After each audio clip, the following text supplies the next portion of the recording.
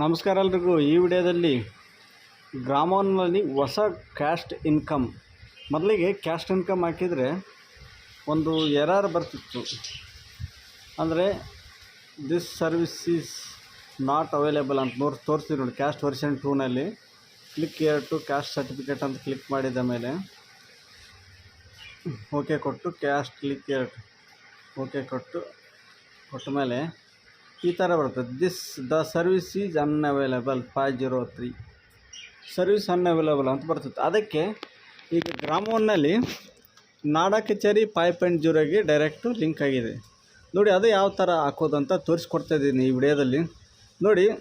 Revenue ಅಂತ search ಮಾಡಿ, REVENU ನೋಡಿ. ಓಲ್ಡ್ ವಿಡಿಯೋದಲ್ಲಿ ಆಲ್ರೆಡಿ ಅಷ್ಟೇ ಹಾಕಿ ಯಾವ ಥರ ಇದೆ ಅಂತ ತೋರಿಸ್ಕೊಟ್ಟಿದ್ದೀನಿ. ವಿತ್ ಲೈವ್ ಪ್ರೂಫ್ ಹಾಕಿ ಕೊಡ್ತೀನಿ. ಕ್ಯಾಸ್ಟ್ ಇನ್ಕಮು ನೋಡಿ. Application for applying revenue services ಒಂದೇ ಆಪ್ಷನ್ ಕ್ಲಿಕ್ ಮಾಡಬೇಕು ನೋಡಿ. ಅಪ್ಲಿಕೇಶನ್ ಫಾರ್ ರೆವೆನ್ಯೂ ಕಂದಾಯ ಇಲಾಖೆ click here to revenue services ಅಂತ ಇರುತ್ತೆ. ಅದ್ರ ಮೇಲೆ ಕ್ಲಿಕ್ ಮಾಡಬೇಕು ನೋಡಿ. ಮೊದಲಿಗೆ ಸಕಾಲ ನಂಬರ್ ಬರ್ತಿತ್ತು, ಈಗ ಹಂಗಿಲ್ಲ. ಡೈರೆಕ್ಟಾಗಿ RD ನಂಬರ್ನೇ ಬಂದುಬಿಡುತ್ತೆ ಗ್ರಾಮೋನ್ನಲ್ಲಿ ಹಾಕೋಕ್ಕೆ ಹೋದರೆ. Click here for revenue services caste certificate revenue services ಅಂತ ಕ್ಲಿಕ್ ಮಾಡಿದ ಮೇಲೆ ರೆವೆನ್ಯೂ ಡಿಪಾರ್ಟ್ಮೆಂಟ್ ಈ ಥರ ಓಪನ್ ಆಗುತ್ತೆ ನೋಡಿ. ನಾಡಾ ಕಚೇರಿ 5.0ಕ್ಕೆ ಡೈರೆಕ್ಟ್ ಲಿಂಕ್ ಆಗುತ್ತೆ. ಅದರಲ್ಲಿ ಕ್ಯಾಸ್ಟ್ ಜಾತಿ ಪ್ರಮಾಣ ಪತ್ರ ಅಂತ ಇದೆ, ಅದರ ಮೇಲೆ ಕ್ಲಿಕ್ ಮಾಡಿ ನೋಡಿ. ಸಾಕಾಗಷ್ಟು ಸರ್ವಿಸಸ್ ಸೇಮ್ ನಾಡಾ ಕಚೇರಿ ಹೆಂಗಿದೆಯೋ ಅದೇ ಥರನೇ ಇದೆ.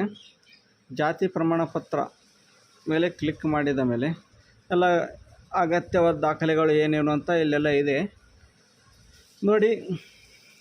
ಕ್ಯಾಸ್ಟ್ ಪಡಿತರ ಚೀಟಿ ಇದ್ದರೆ ಇಲ್ಲಿ ಹೌದಂತ ಹಾಕಿ, ಇಲ್ಲಾಂದರೆ ಇಲ್ಲ ಅಂತ ಹಾಕಿ ನೋಡಿ. ಇಲ್ಲಿ ನೇಮ್ ಆ್ಯಸ್ ಪರ್ ಇಂಗ್ಲೀಷ್ ಅಂತ ಇದೆ, ಅದನ್ನು ಕನ್ನಡದಲ್ಲಿ ಯಾವ ಥರ ತೊಗೊಳ್ಳೋದು ನೋಡಿ. ಇನ್ನೊಮ್ಮೆ ಬ್ಯಾಕ್ ರೆವೆನ್ಯೂ ಸರ್ವಿಸಸ್ ಕ್ಲಿಕ್ ಮಾಡಿದ್ರೆ ಕನ್ನಡ ಇಂಗ್ಲೀಷ್ ಅಂತ 2-3 ಸಲ ನೀವು ಇದು ಮಾಡಿ ನೋಡಿ. ನೇಮ್ ಆ್ಯಸ್ ಪರ್ ಇಂಗ್ಲೀಷ್ ಅಂತ ಇದೆ. ಇದು ಇಂಗ್ಲೀಷ್ ಬಿಟ್ಟು ಕನ್ನಡದಲ್ಲಿ ಬೇಕು ನಮಗೆ, ಕನ್ನಡದಲ್ಲಿ ಹಾಕ್ತಾಯಿದ್ವಿ. ಕನ್ನಡ ಮತ್ತು ಇಂಗ್ಲೀಷ್ ಈ ಥರ ಪೇಜ್ ಓಪನ್ ಆಗೋದು. ಕನ್ನಡ ಮತ್ತು ಇಂಗ್ಲೀಷ್ ಆಪ್ಷನ್ ಮೇಲೆ ಕ್ಲಿಕ್ ಮಾಡಿ. ಕ್ಲಿಕ್ ಮಾಡಿದ ಮೇಲೆ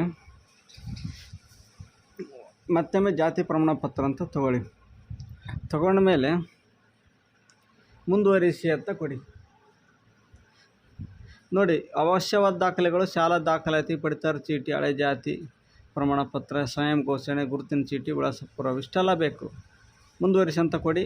ಪಡಿತರ ಚೀಟಿ ಇದ್ದರೆ ಹೌದು ಅಂತ ಕೊಡಿ, ಇಲ್ಲಾಂದರೆ ಇಲ್ಲ ಅಂತ ಕೊಡಿ ನೋಡಿ. ಇಲ್ಲಿ ಬಂತು ನೋಡಿ, ನೇಮ್ ಆ್ಯಸ್ ಪರ್ ಕನ್ನಡ ಅಂತ ಬರಬೇಕು. ಕನ್ನಡದಲ್ಲಿ ನಿಮಗೆ ಕ್ಯಾಸ್ಟ್ ಇನ್ಕಮ್ ಬೇಕಾದರೆ ನೇಮ್ ಆ್ಯಸ್ ಪರ್ ಕನ್ನಡ ಅಂತ ಬರಬೇಕು. ಕನ್ನಡದಲ್ಲಿ ಟೈಪ್ ಮಾಡಿರೋದು ಹಾಕ್ಬೋದು.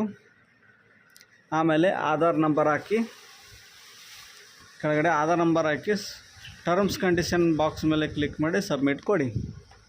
ಸಬ್ಮಿಟ್ ನೋಡಿ. ಮೊದಲಿಗೆ ಸೇವಾ ಸಿಂಧುನಲ್ಲಿ 2 OTP ಇತ್ತು. ಇಲ್ಲಿ ಇನ್ನೊಂದು ಏನಂದರೆ ಒಂದೇ OTP.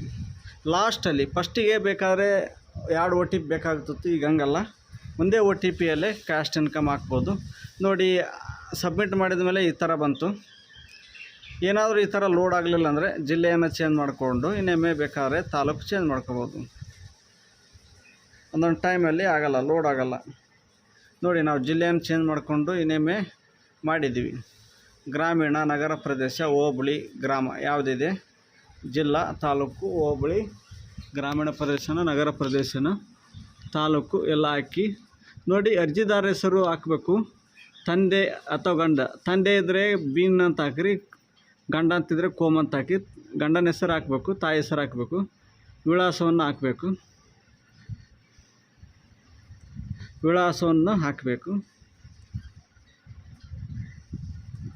ವಿಳಾಸವನ್ನು ಹಾಕಿದ ಮೇಲೆ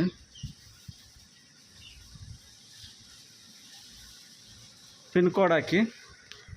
ಇಲ್ಲಿ ಒಂದು ಮೊದಲಿಗೆ ಹೊಸ ಹಳೆ ವರ್ಷನ್ನಲ್ಲಿ ಈ ಥರ ಮೊಬೈಲ್ OTP ಅಂತ ಇರಲಿಲ್ಲ. ಈ ಸಾರಿ ಏನಾಗಿದೆ, ಮೊಬೈಲ್ OTP ಒಂದು ಸಲ, ಜಿಮೇಲ್ OTP ಅಂತ ಇಮೇಲ್ದೊಂದು ಇದೆ.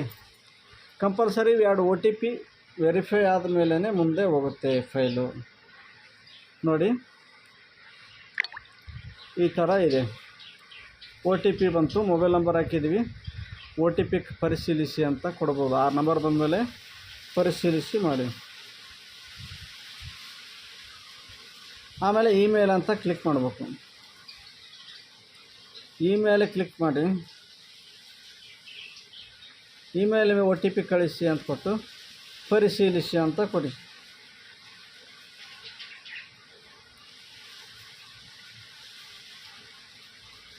ಮೇಲ್ ಐಡಿಗೆ ಒಂದು OTP ಬರುತ್ತೆ, 6 ಡಿಜಿಟ್ ನಂಬರ್. ಅದನ್ನು ಕೂಡ ಪರಿಶೀಲಿಸಿ ಅಂತ. OTP ವೆರಿಫೈಡ್ ಸಕ್ಸಸ್ಫುಲಿ ಅಂತ ಬಂತು. ನೀವು ಪ್ರಮಾಣ ಪತ್ರವನ್ನು ಡಿಜಿಲಾಕರ್ಗೆ ತಳ್ಳಲು ಬಯಸಿರೋ ಹೌದು ಅಂತ ಕೊಡಿ. ಫಾರಮ್ ಪತ್ರ ವಿತರಣಾ ಇನ್ ಪರ್ಸನ್ ಅಂತ ಕೊಡಿ. ಅಂದರೆ 40 ರೂಪಾಯಿ ಕಟ್ಟಾಗುತ್ತೆ. ಸ್ಪೀಡ್ ಪೋಸ್ಟ್ ಅಂದರೆ 84 ರೂಪಾಯಿ ಕಟ್ಟಾಗುತ್ತೆ.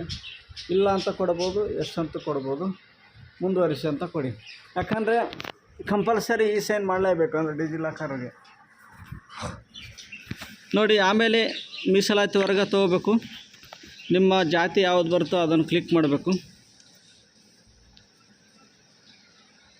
ಜಾತಿನ ಕ್ಲಿಕ್ ಮಾಡಿದ ಮೇಲೆ ವಾರ್ಷಿಕ ಆದಾಯ,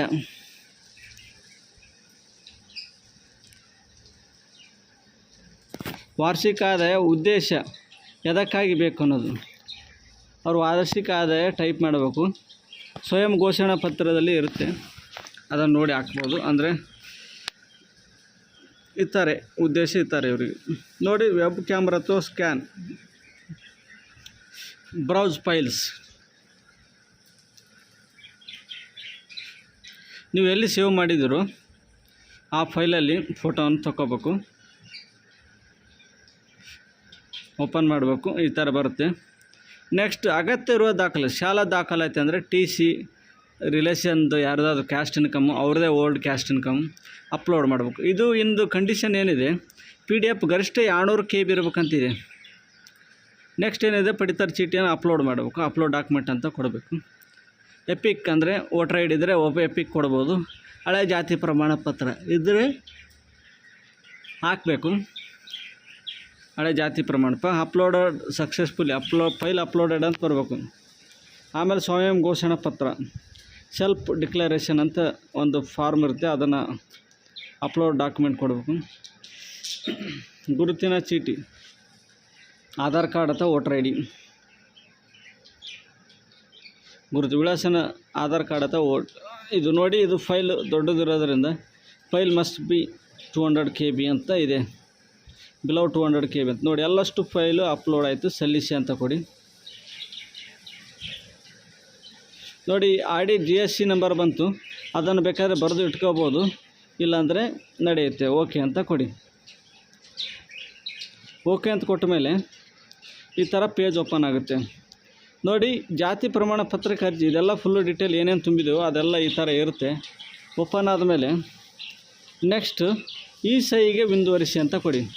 ಇದೇನು ಡಿಜಿಲಾಕರ್ ಅಂತ ಏನಿದೆಯೋ ಅದೇ ನೋಡಿ. ನೆಕ್ಸ್ಟ್ ಆಧಾರ್ ಕಾರ್ಡ್ ನಂಬರ್ ಹಾಕಿ ಗೆಟ್ OTP ಅಂತ ಕೊಡಿ. ಒಂದು OTP ಬರುತ್ತೆ, 6 ಡಿಜಿಟ್ OTP. 6 ಡಿಜಿಟ್ OTP ಬಂದಮೇಲೆ ನೋಡಿ ಹೋಗ್ತಾ ಇದೆ. ಸಿಂಪಲ್ ಆಗಿದೆ ಇದು. ಕ್ಯಾಸ್ಟ್ ಇನ್ಕಮ್ ಗ್ರಾಮ 1ನಲ್ಲಿ NK5 ಅಂದರೆ ನಾಡ ಕಚೇರಿ 5.0 ಏನು ಸ್ಟಾರ್ಟ್ ಆಗಿದೆ, ಅದರ ಮೂಲಕನೇ ಹಾಕೋದು ಬಂದಿದೆ. ಗ್ರಾಮ 1ನಲ್ಲಿ ಕ್ಯಾಸ್ಟ್ ವರ್ಷನ್ 2 ಅಂತ ಬಂದಾಗಿದೆ. Application for applying revenue services ಅಂತ ಬಂದಿದೆ. ಆ ಆಪ್ಷನ್ ಯೂಸ್ ಮಾಡ್ಕೊಂಡು ಯಾವ ಥರ ಹಾಕೋದು ಅಂತ ತೋರಿಸ್ಕೊಡ್ತಾ ಇದ್ದೀನಿ ನೋಡಿ. OTP ಬಂತು, 6 ಡಿಜಿಟ್ OTP ಬಂತು. ಬಂದ ಮೇಲೆ ನೋಡಿ OTP ಎಂಟ್ರ್ ಮಾಡ್ತಾ ಇದ್ದೀವಿ.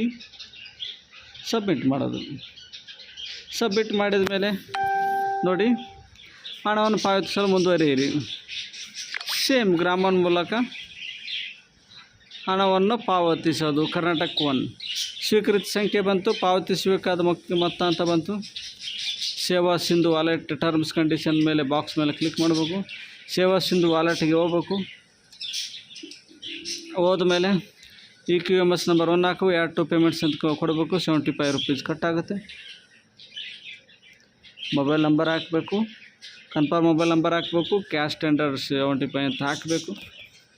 ಸಬ್ಮಿಟ್ ಕೊಡಬೇಕು. ಸಬ್ಮಿಟ್ ಕೊಟ್ಟ ಮೇಲೆ ಪೇಮೆಂಟ್ ಸಕ್ಸಸ್ ಅಂತ ಬರುತ್ತೆ. ಸಕ್ಸಸ್ ಬಂತು ನೋಡಿ, ಸ್ವೀಕೃತಿ ಆಮೇಲೆ ಅದು RD ನಂಬರ್ ಬಂದಿರೋದನ್ನು ಕಾಪಿ ಮಾಡ್ಕೊಳ್ಳಿ. ಡೌನ್ಲೋಡ್ ಅಪ್ಲಿಕೇಶನ್ ಡೌನ್ಲೋಡ್ ಮಾಡ್ಬೋದು. ಮಾಡಿದ ಮೇಲೆ ಈ ಥರ ಪೇಜ್ ಓಪನ್ ಆಗುತ್ತೆ. ನಾವು ಏನೇನು ಹಾಕಿರ್ತೀವಿ ಅನ್ನೋದು ಇದರಲ್ಲಿ ಇರುತ್ತೆ. ಆಮೇಲೆ ಇದು ಸ್ವೀಕೃತಿ ಆಗಿದೆಯಾ ಇಲ್ವಾ ಅಂತ ನಿಮ್ಗೆ ಕನ್ಫರ್ಮ್ ಆಗ್ಬೇಕಲ್ಲ. ಅದೇ ನಾಡ ಕಚೇರಿ ಇದರಲ್ಲಿ ಹೋಗಿ ಅರ್ಜಿ ಸ್ಥಿತಿ ಪಡೆಯಿರಿ ಅಂತ ಹಾಕಬೇಕು. ಅರ್ಜಿ ಸ್ಥಿತಿ ಪಡೆಯಿರಿ, ಅದ್ರ ಮೇಲೆ ಕ್ಲಿಕ್ ಮಾಡಿ ಬಂದಿರೋ ಆರ್ ಡಿ ನಂಬರ್ನ ಕಾಪಿ ಆ್ಯಂಡ್ ಪೇಸ್ಟ್ ಮಾಡಿ ಚೆಕ್ ಸ್ಟೇಟಸ್ ಅಂತ ಕೊಡಬೇಕು. ಕೊಟ್ಟ ಮೇಲೆ ನೋಡಿ ಜಾತಿ ಪ್ರಮಾಣ ಪತ್ರದ ಕೋರಿಕೆ ಅರ್ಜಿಯನ್ನು ಸ್ವೀಕರಿಸಿದೆ ಅಂತ ಬಂದಿದೆ. ಅವ್ರ application name, father, mother name, ಊರ ಹೆಸರು, ಅಡ್ರೆಸ್ ಎಲ್ಲ ಬಂತು. Received on, action taken, opinion, remarks ಎಲ್ಲ ಬಂತು. ನೋಡಿ ಇಲ್ಲಿ ಇದು ಕನ್ಫರ್ಮ್ ಮಾಡ್ಕೊಳ್ಳೋಕ್ಕೆ ಜಾತಿ ಪ್ರಮಾಣ ಪತ್ರ ಕೋರಿಕೆ ಅರ್ಜಿಯನ್ನು ಸ್ವೀಕರಿಸಿದೆ ಅಂತ ಈ ಥರ ಬರಬೇಕು. ಈ ಥರ ಬಂದರೆ ಓಕೆ ಆದಂಗೆ. ನೆಕ್ಸ್ಟ್ ಏನಾಗುತ್ತೆ, VARI, ಕೇಸ್ ವರ್ಕರ್ ಮತ್ತು ತಹಸೀಲ್ದಾರ್ 4 ಸ್ಟೇಜಲ್ಲಿ ಹೋಗಿ ಈ ಒಂದು 21 ದಿನ ಏನು ಟೈಮ್ ಇರುತ್ತೆ ಅದರಲ್ಲಿ ನಿಮಗೆ ಅಪ್ರೂವ್ ಆಗುತ್ತೆ. ಇಷ್ಟೇ ನೋಡಿ, ಸಿಂಪಲ್ ಆಗಿದೆ. ಇದು ಗ್ರಾಮವನ್ನಲ್ಲಿ ಯಾವ ಥರ ಹಾಕೋದು ಕ್ಯಾಸ್ಟ್ ಇನ್ಕಮ್ ಅಂತ ಗೊತ್ತಿರಲಿಲ್ಲ. ಹೊಸದಾಗಿ ವಿತ್ ಲೈವ್ ಪ್ರೂಫು ಮಾಡಿ ಹಾಕಿದ್ದೀನಿ ವಿಡಿಯೋನ. ಎಲ್ರಿಗೂ ಈ ವಿಡಿಯೋನ ಶೇರ್ ಮಾಡಿ. ಯಾರ್ಯಾರಿಗೆ ಗೊತ್ತಿಲ್ಲವೋ ಏನೋ ಕ್ಯಾಸ್ಟ್ ವರ್ಷನ್ 2ನೇ ಬರುತ್ತೆ ಅಂತ ಯಾರು ಕುಂತಿದ್ದಾರೋ ಅವ್ರಿಗೆ ಉಪಯೋಗ ಆಗುತ್ತೆ. Thanks for watching. ಎಲ್ರಿಗೂ ಈ ವಿಡಿಯೋನ ಶೇರ್ ಮಾಡೋದು ಮಾತ್ರ ಮರಿಬೇಡಿ. ಹಾಗೆ ನಮ್ಮ ಚಾನಲನ್ನು ಸಬ್ಸ್ಕ್ರೈಬ್ ಮಾಡೋದು ಮಾತ್ರ ಮರಿಬೇಡಿ. Thanks for watching.